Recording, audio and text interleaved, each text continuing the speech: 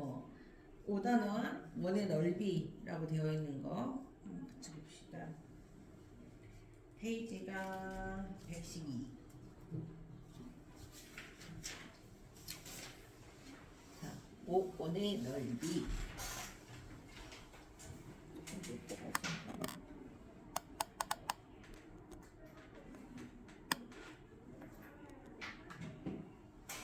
봐봐. 파이란 말이 사용이 되는데 파이라고 하는 거는 너희들이 아는 지식으로는 원주율이라는 거야. 원주율. 원주율. 이 율이라는 단어가 들어가면 뭘 뜻하는 거냐면 비율이라는 말이거든. 비율. 비율을 뜻해. 원주율의 율은 비율이야. 비율이 원래 나타내는 거는 전체 값이 있는 거고 전체분의 부분이어서 이렇게 분수로 나타낼 수 있는 어떤 모양을 우리가 비율이라고 한단 말이야. 비율.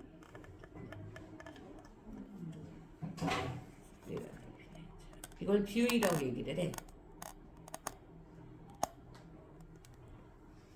그러면 원주율이라는 비율은 전체라는 거는 기준량, 그 다음에 부분에 해당하는 분자에 있는 거는 비교하는 양. 비교하는 양. 뭘 기준량으로 두고 뭘 비교하는 양으로 둬서 실제로 나눗셈이에요. 비교하는 양 나누기 기준량이라는 비율인데 원주에 대한 비율이라고 되어 있어. 원주는 뭐야? 원주. 그치? 원주는 원의 둘레예요. 원의 둘레. 원의 둘레와 관련이 있는 어떤 비율인데 그러면 이때 원의 둘레를 지름으로 나눌 값이라고 되어 있죠. 그 원의 둘레 나누기 지름으로 한 값은 어떤 원이든 상관없이 크기가 어떻든 간에 일정한데 똑같은 값이 나오는데 그 값을 가리켜서 수학에서 원주율이라고 한다라는 거야. 자, 원주율이라는 거는 원의 둘레를 지름으로 나눈 값 식으로 나타내면 원의 둘레 나누기 지름이에요. 이렇게 이것을 가리켜서 수학에서 원주율이라고 부르고 이 원주율을 기호로 나타내면 이렇게 나타내는 거야. 이 기호 이름을 가리켜서 수학에서 뭐라고 부르는 거야? 얘를 파이라고 읽는 거예요. 파이. 그리고 항상 일정하다 똑같은 값이 나온다고 했잖아. 어떤 원이든 원의 둘레를 지름으로 나누면 항상 3.14, 15, 92 어쩌고저쩌고 끝도 없는 소수가 나와. 끝도 없는 소수를 수학에서 무한소수라고 얘기해. 무한소수. 근데 더군다나 우리가 무한소수라고 해도 0.121212 점점점 혹은 0.3333 점점점처럼 돌고 도는 부분이 있는 거는 순환소수라고 하지만 얘는 돌고 도는 부분이 하나도 없어. 점 뒤로 어떤 똑같은 구간이 반복되는 거 하나도 없이 다른 숫자 배열이 끊임없이 되는 무한소수거든요. 더 정확히 말하면 비순환소수라고 불러. 무한소수 중에 비순환소수에 들어가요. 비순환소수. 이런 이 3.14, 159이란 이것을 다 점점점이니까 끝을 알 수 없어서 계산할 수 없으니까 초등과정에서 약 소수 둘째 자리까지만 잘라서 3.14로 풀든가 아니면 때에 따라서 문제마다 3.1로 풀든가 또 때에 따라서는 3으로 푼다든지 3.14, 3.1, 3 등의 숫자들로 원주율이라는 것을 사용하게끔 했는데 중등과정에 오면 실제로 원주율이라는 것을 3.14를 실제로 식에 곱하는 게 아니라 파이라는 이 문자를 사용해서 그냥 곱하기를 나타내는 거예요. 그럼 예를 들어서 원의 우리가 둘레를 구하는 공식이 뭐였지? 이 원주라는 원의 둘레 어떻게 구해? 원의 둘레는 지름 곱하기 원주율이란 말이에요. 그렇지. 지름 곱하기 원주율이었단 말이야. 전에는 뭐 지름이 예를 들어 4야. 그럼 4 곱하기 3.14. 문제마다 원주율을 3.14로 두던 3.1로 두던 3으로 두던 문제마다 다를 수는 있지만 대략 이렇게 해서 다 곱했었어. 원의 둘레를 구하세요. 그러면 4 곱하기 3.14 이렇게 계산하던 걸 중학교 과정에 오면 어떻게 한다는 거야? 4 곱하기 파이라는 문자를 쓸 거라고요. 그리고 중학교 거 이미 배워가서 알겠지만 곱하기 생략 가능하지. 그치? 그래서 원의 둘레를 구해봐 라고 하면 그냥 뭐라고 적는 거야? 문자 그냥 그대로 사용해서 4파이 이렇게 둘레면 센티미터 뭐 이렇게 미터 이런 식으로 단위들을 적어가면서 이렇게 쓰게 될 거라는 거예요. 중학교에 오면 이제 원주율이라는 것을 숫자가 아닌 문자 파이를 사용해서 나타낼 거고, 그러다 보니까 파이가 3.14잖아. 그러면 날짜로 따지면 3월 14일이잖아. 그치? 그래서 실제로 카이스트에서는 3월 14일날 파이데이라고 해서 이날 원주율이 끝도 없다 그랬죠. 3.141592 어쩌고저쩌고 이 끝도 없는 숫자가 몇 개까지 외우는지 대회를 해요. 그래서 제일 많이 외운 사람한테 장학금을 줘. 3월 14일 날 하는 어떤 대회예요. 학교마다 조금씩 이런 특이한 대회들이 있을 수 있다라는 거야. 그래서 최초로 이렇게 원주율이라든지 이런 걸 컴퓨터를 사용해서 나타낸 것도 이제 더 컴퓨터로 하니까 지금 말하자면 여기 보시다시피 보이시죠? 이 모양, 이 파일을 갖다가 3.14부터 따졌다고 생각을 해봐. 어마어마하지. 그림에 나와 있는 대로 따지면 보이시면 여기 잘려서 지금 안 보이죠? 여기가 3.14 여기 시작되는 거거든요. 여기 3.142, 3.14159 이렇게 끝도 없잖아요. 그쵸? 이 끝도 없는 숫자들을 외워갖고 시험을 보는 날이 있다라는 거야. 자, 그래서 실제로는 이 원을 갖다가 그림을 그려가면서 뭐 이집트인 같은 경우는 원을 이렇게 그림을 그린 다음에 원주율을 계산하기 위한 노력을 많이 했었고, 원의 둘레를 지름으로 나눈 값이 얼마일까를 막 연구하고 해서 이런 값들이 만들어지기 시작했고, 나중에는 우리가 이 파이라는 문자로 사용할 것이다 라는 거예요. 자, 그렇다면 자, 제일 먼저 원주와 지름의 관계부터 한번 보자. 원이라는 거는 움직이지 않는 어떤 한 점, 이 한 점을 중심으로 해서 똑같은 거리만큼 떨어져 있는 어떤 점을 하나 찾아. 또 똑같은 거리만큼 떨어져 있는 점을 하나 찾아. 이 점들을 다 연결하면 그게 원이 된다는 거야. 원의 뜻은 이렇게 움직이지 않는 한 점으로부터 일정한 거리만큼 떨어져 있는 점들을 전부 다 모아놓는 것을 말해요. 이때 원의 두 점을, 움직이지 않는 점을 원의 뭐라고 불러? 중심이라고 부르고, 원의 중심을 지나가게끔 원의 두 점을 연결한 선, 그럼 끝에서 끝까지 원의 두 점 뭐 A, B가 있어? 이 점을 원의 중심인 O를 지나갈 수 있도록 그은 선, 이것을 수학에서 원의 뭐라고 부르는 거야? 지름이라고 부르는 거야. 원의 지름. 그리고 반쪽은 원의 중심에서 그 점까지의 길이는 원의 뭐라고 그래? 지름의 반이니까 반지름이라고 불러요. 반지름. 반지름이 영어로 radius예요. 그러니까 R로 시작해요. radius, R로 시작을 해서 나중에 기호를 사용할 때 반지름을 스몰 r이라는 기호를 사용해서 나타낸 거야. 스몰 r을 써서. 반지름은 스몰 r. 지름은 뭐야? 반지름의 2배죠. 그쵸? 그럼 지름을 표현할 때 뭐라고 표현할까? r의 2배니까 2r 이렇게. r의 2배. 이해됐어? 이렇게 표현하시면 돼요. 그래서 지름은 2r로 표현하시고 반지름은 r로 표현하면 되는 거야. 알겠니? 자, 원의 둘레를 가리켜서 수학에서 뭐라고 부른다? 원주라고 부른다. 그럼 지름이 길어지면 당연히 원주도 어때야 돼? 자, 지름이 요만할 때 원의 둘레와 지름이 이만할 때 원의 둘레 누가 더 커요? 커지죠? 그쵸? 원의 지름이 길어지면 원주도 어떻다? 길어집니다. 원에 대한 어떤 특성을 먼저 파악을 하시고요. 그 다음에 원주율을 알아보자라고 되어 있어. 원주율은 뭐라 그랬니? 원의 지름에 대한 원주의 비율이라고 했죠. 자, 원의 지름에 대한, 수학에서 뭐뭐에 대한 바로 앞에 있는 값 선생님이 무슨 양이라고 했어?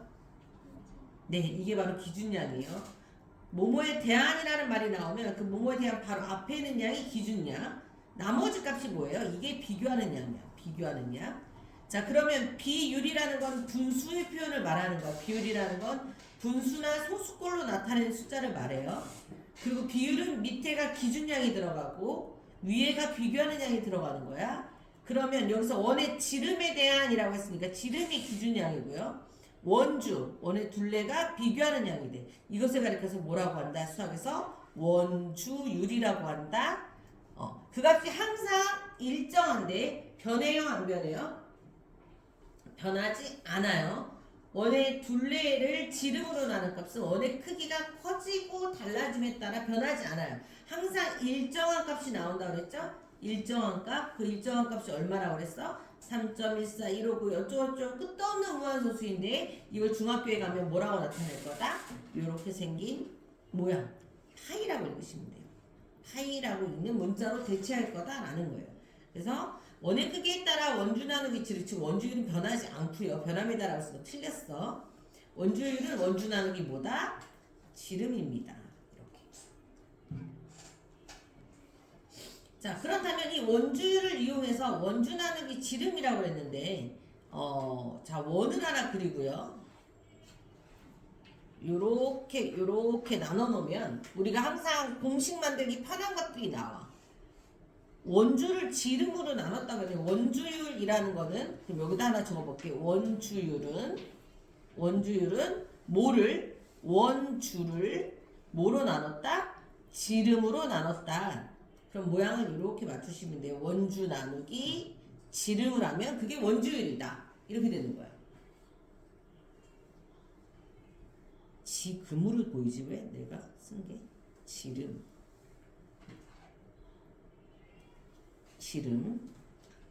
자, 이 식에서는 이 모양표에서는 항상 똑같은 게요. 한 가지만 이렇게 맞춰놓고 여기를 나눗셈 표시하시고 여기는 곱하기 표시하면 돼요. 그럼 공식이 총 3개가 만들어져.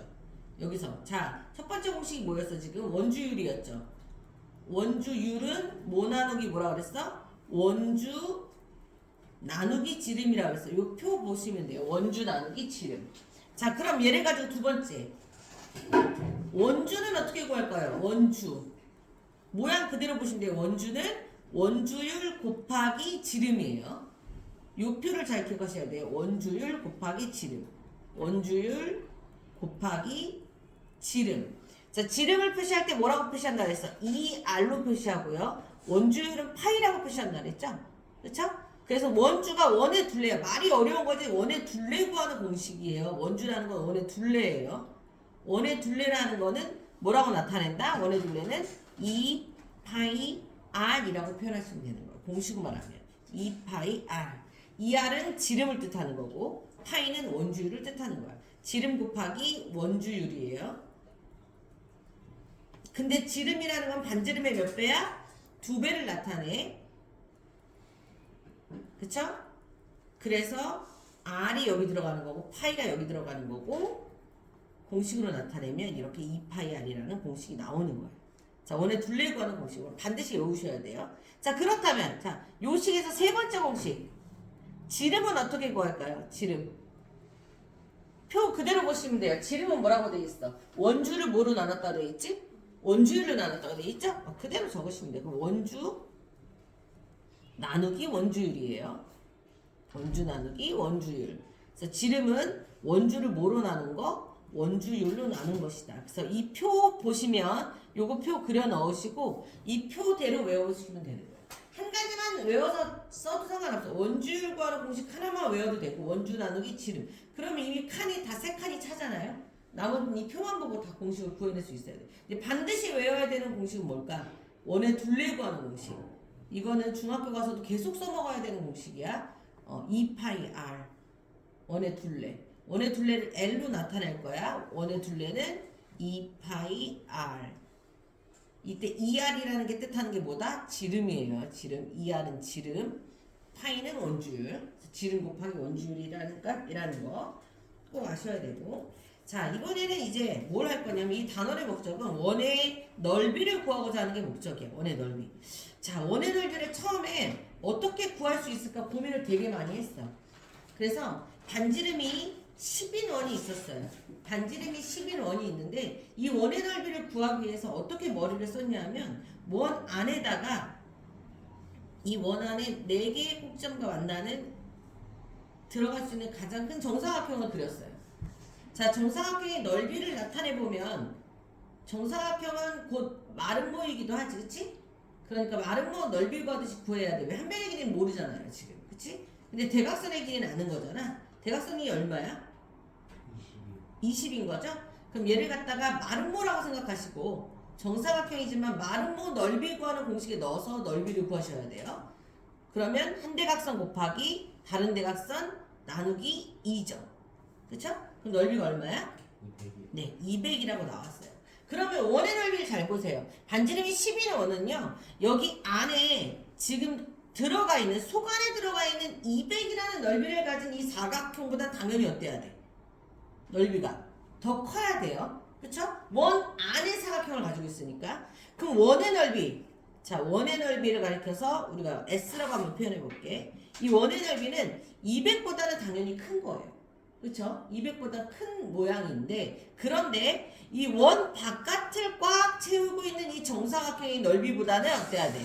작아야 돼. 원이 그 안에 들어가 있기 때문에. 그럼 이 정사각형 한 변의 길이가 지금 얼마야? 20이죠. 보여? 그럼 이 정사각형의 넓이는 얼마야? 얘는 한 변의 길이 아니까 말은 안 써도 되지? 얼마야? 400이에요. 그럼 이 원의 넓이는 이 바깥에 있는 정사각형 400의 넓이보단 작고 원 안에 있는 정사각형 200의 넓이보단 크다는 거야. 자, 그래서 200보다는 크고 400보다는 작습니다. 근데 그렇게 따지기에는 사실 이렇게 따지면 아니 200하고 400 사이에 얼마나 많은 숫자가 있니? 그치? 그러면 사실 원의 넓이를 크게 어림한 거야. 크게. 200이라는 숫자도 엄청 큰 거고 400도 큰 숫자거든. 이 사이에 너무 많은 값이 있어. 원의 넓이가 될 수 있는 건 너무 많아. 그러니까 대략 중간으로 딱 따져서 얼마다라고 보는 거야. 원의 넓이가 대략 한 300쯤 되지 않을까? 예상은 그렇게 하지만 이건 어림하는 거지 정확한 건 아니거든. 그치? 200하고 400의 한 중간쯤에 원이 있지 않을까? 이렇게 예상만 하는 거예요. 이건 예상. 그래서 범위라는 거로 나온 거죠. 뭐보다 크고 뭐보다 작다라는 거는 정확한 값은 아니고 범위, 사이를 뜻해. 어떤 사이의 값을 말하는 거야. 이렇게 구했는데 안 되겠다. 원의 넓이를 좀 더 구체적으로 정확하게 나타내는 방법이 뭘까 고민하다가 원을 조각조각 잘랐어요. 아주 미세하게끔 원의 조각조각을 잘라냈어요. 이렇게 잘라서 이 조각조각을 어떻게 했냐면 하나는 이쪽에 이어붙이고 하나는 이쪽에 이어붙이고 하나는 이쪽에 이어붙이고 하나는 이쪽에 이어붙이고 이런 식으로 이어붙인 거예요. 그랬더니 실제로 직사각형 모양이 되었다라는 거야. 이 조각을 쪼개더니 원이 색깔이 좀 더 진한 게 요 반쪽 원을 갖다가 요 사이에 끼워넣은 거고요. 그 다음에 요 밑에 쪽 반이요. 밑에 쪽 반에 해당하는 거는 여기다 끼워 넣은 거예요. 서로 사이사이를 막 끼워 넣은 거야. 모양이 약간 수박 잘라놓은 모양처럼 생겼잖아. 그치? 요런 모양인 거야. 요런 모양. 잘라보면 이런 모양인데 이런 모양을 아주 미세하게 잘랐기 때문에 아주 미세하게 잘라서 이걸 조각조각 이렇게 끼워 넣은 거예요.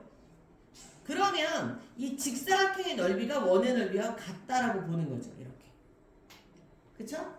근데 직사각형의 넓이 구할 수 있잖아.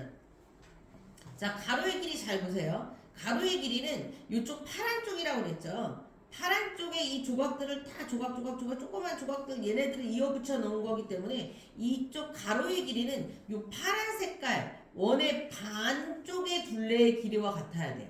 원의 반이니까 원주의 반이에요. 원주의 2분의 1. 원의 둘레의 반이 되는 거고. 그러면 그 다음에 이 직사각형의 세로라고 말하는 건 뭐야? 이 길이죠. 요 길이. 이건 뭐예요? 원의 반지름이죠. 그렇죠? 그래서 요 세로의 길이는 원의 반지름이에요. 자, 그럼 원의 넓이 한번 구해봅시다. 이제 다 찾았으니까. 자, 그럼 원의 넓이를 어떻게 구할 것이냐? 지금 이 직사각형과 넓이 똑같다고 했으니까 원주의 2분의 1인 가로 곱하기 세로는 원의 반지름이에요. 자, 원주의 반에다가 이건 가로 세로는 원의 반지름이니까 그냥 뭐 우리가 반지름이라고 간단하게 해서 볼게. 반지름. 자, 근데 원의 둘레 어떻게 구한다 그랬지? 원의 둘레 지름 곱하기 원주율이라고 그랬잖아. 그렇지? 그럼 지름 곱하기 원주율의 반에다가 다시 반지름을 곱한 거죠. 이렇게. 맞아? 자, 근데 원의 지름은 어떻게 표현한다 그랬지? 2 곱하기 반지름이에요. 반지름의 2배. 거기에다가 원주율을 갖다가 곱한 다음에 2분의 1 하고 거기다 다시 반지름이 곱해진 거야. 다시 반지름이 곱해진 거야. 이렇게. 그럼 잘 봐. 여기 2와 여기 2는 약분돼서 없어져요. 그럼 뭐만 남아? 반지름 곱하기 반지름 곱하기 원줄만 남죠. 보이세요? 반지름 곱하기 원줄만 남아요. 그래서 원의 넓이 구하는 공식이 뭐라는 거야? 반지름 곱하기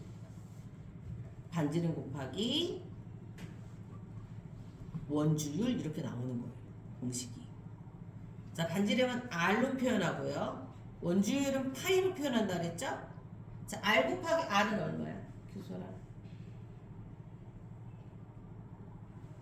뭐라고 얘기해야 돼? R의 제곱이야. R이 두 번 곱해진 거니까. 그래서 원의 넓이 구하는 공식은 파이 R 제곱이라고 나타내는 거예요. 반지름 곱하기 원주율 이렇게. 거듭제곱이라고 해서 반복되게 곱해진 값 이렇게 나타내는 거야. 제곱 이렇게. 알겠죠? 더?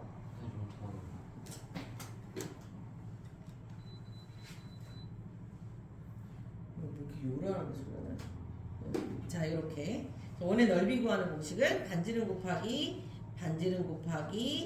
원주율이다. 반드시 두 가지 공식 외우셔야 돼요. 지금 자, 첫 번째 뭐야? 죽어도 알아야 되는 거. 원의 둘레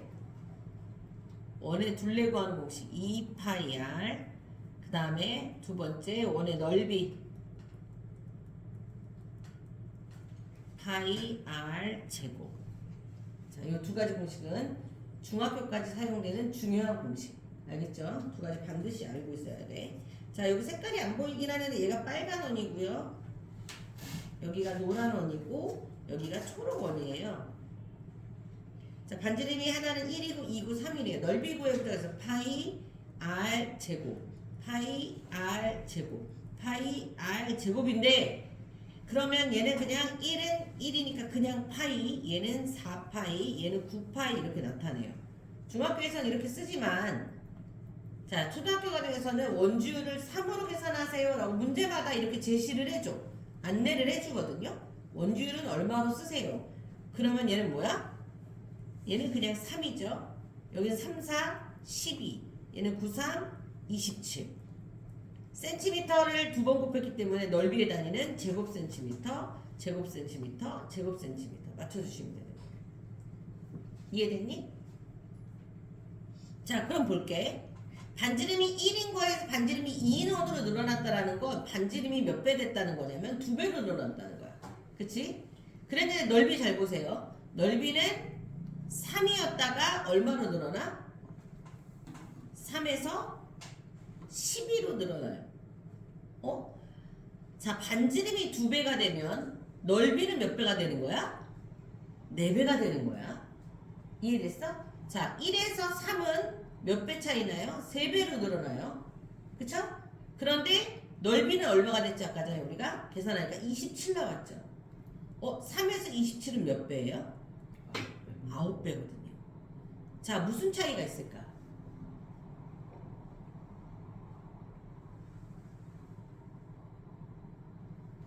이때 4라는 숫자의 특징이 뭔지 알아? 곱하기 4라는 애의 특징? 4는 2의 제곱이고요. 반지름이 2배로 늘어나면 넓이는 2의 제곱으로 늘어나고요. 반지름이 3배로 늘어나면 27은 얼마야? 아니 9는 또 얼마야? 또 3의 제곱이죠. 제곱의 비로 늘어난다라는 걸 알아야 돼. 알겠니? 그 넓이와 반지름 사이의 관계를 보면 길이가 2배, 3배 늘어났다. 이건 반지름은 길이를 뜻하는 거고 길이와 넓이의 관계를 얘기하는 거야. 길이가 2배, 3배 늘어날 때 넓이는 어떻게 늘어나니? 2의 제곱배, 3의 제곱배로 늘어난다. 그럼 넓이가 4배가 됐어. 아니, 길이가 4배가 됐어. 넓이는 몇 배 돼야 돼?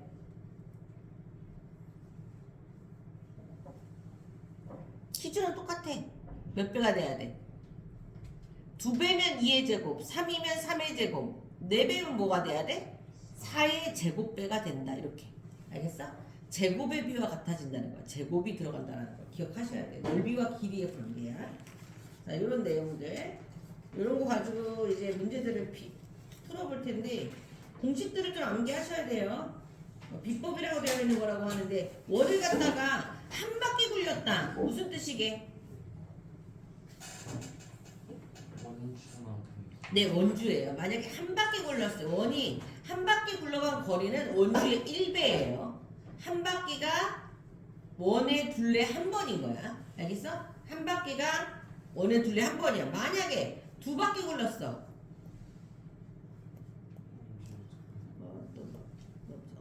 그렇죠. 만약에 두 바퀴 굴렀다 그럼 어떻게 되는 거예요? 원주의 두 배와 같은 거예요. 아셨죠?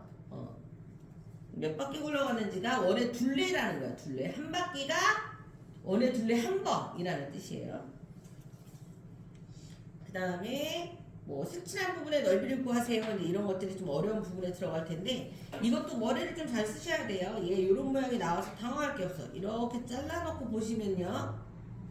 얘 넓이가 1로 들어가고 얘 넓이가 1로 들어가 버려요.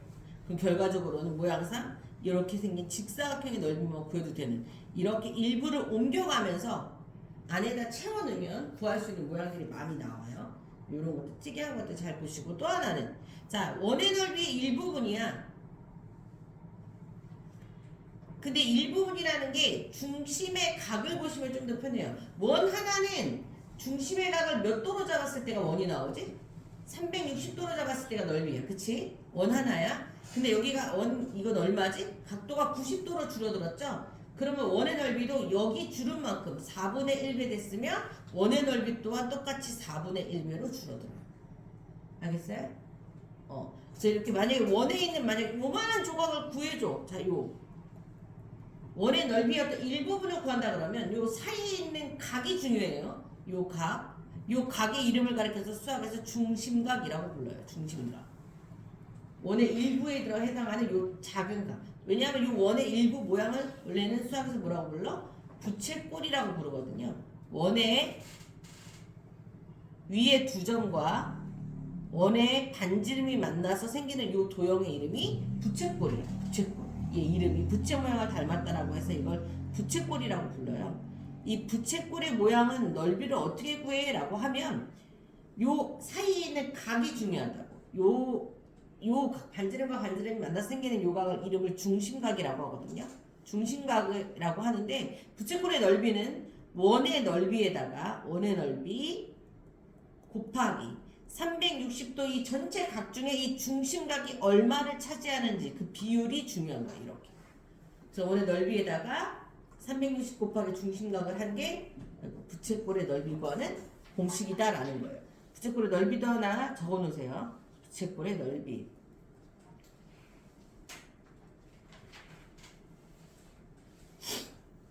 원의 넓이. 원의 전체 넓이를 말하는 거야. 원의 전체 넓이 곱하기 360도분의 중심각. 이렇게 구하시면 돼요. 이때 중심각이란 요걸 중심각이라고 한다는 거. 알겠어? 요게 부채꼴의 넓이 구하는 공식이야. 중학교 1학년 2학기 과정에 다시 반복해서 나올 거야. 그리고 쭉 잘 풀 수 있어야 돼.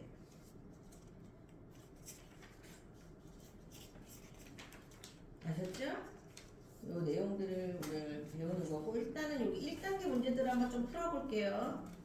1단계 문제들을 페이지 118쪽에 1단계 문제들을 좀 풀어서 검사들을 맡아볼게요. 1단계를 쭉 풀어보세요.